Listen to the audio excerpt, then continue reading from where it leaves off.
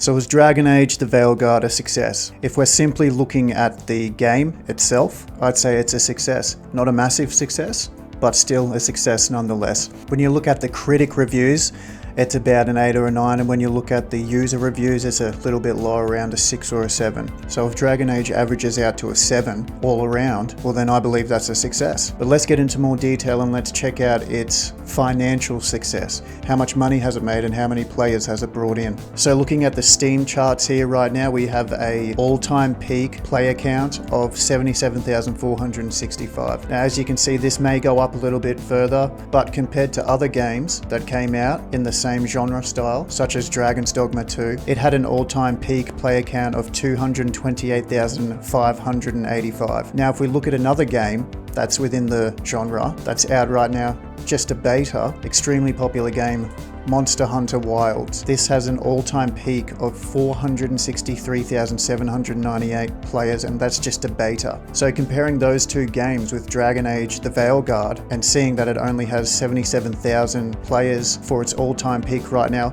once again it may go up, but honestly it won't go up that much. Everyone really buys the game at the first week. We've got another week to see whether or not it'll go up any further. I think it may hit 100, maybe a little bit more, 100,000, a little bit more. That's about it really. And if we see here, the owner estimations is about that. It's about 100,000 here, as you can see. Also, something that's very interesting is why the game's getting so much attention right now. If we see the Twitch stats right now, so the viewers, the all-time peak viewership on Twitch for Dragon Age the Veilguard is 170,600. For Dragon's Dogma, it was 180,000, compared to the over double amount of all-time player count. Now, if we compare this number, the all-time peak and the owner estimation number, and we look at how much Dragon Age cost to make, the budget for this was over $250 million.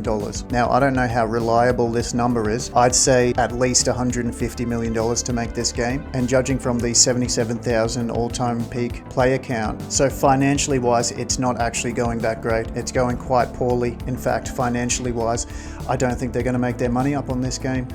And the reason is because this game simply isn't accessible to a large majority of people. As we all know, this game is very woke. You cannot deny it. Whether that be a good or bad thing is up to the individual and whether they like the game or not. But one thing is a fact, that this game is not accessible to the mainstream player base. And one of the reasons why is, now if you remember Dragon's Age Inquisition, that game was actually quite a hard, gritty game. It was a very mature looking game. And now they've made it work and they've softened it up. So for the returning players of the franchise, like myself, I've played every single Dragon Age game. I haven't purchased this one because I just simply don't like the style of it, and the reason is just exactly that. They've softened it up, they've made it work, and it's just simply not accessible for me now. So if we look at something like this, right? So you can see here, I mean, this is Morrigan, the most popular female character in the Dragon Age franchise. And as you can see here, starting with the first Dragon Age Origins, going into Inquisition, and then into Dragon Age the Veilguard. All they've really done isn't a massive difference. All they've really done is just covered her breasts up,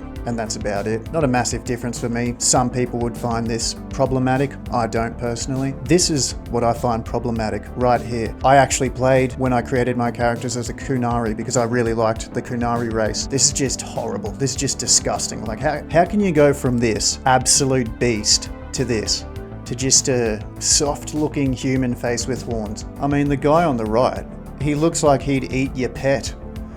And then the one on the left looks like they could work in childcare. Complete redesign, and this just simply isn't my thing. It's made me not want to purchase this new game, and that's the main problem here. That's why the all-time peak player count is only at 77,000. Like I said, it most probably will not get much higher than that, and I doubt it will make its money back. So financially, I think this game's not a success, but we'll see what happens in the coming future for the game.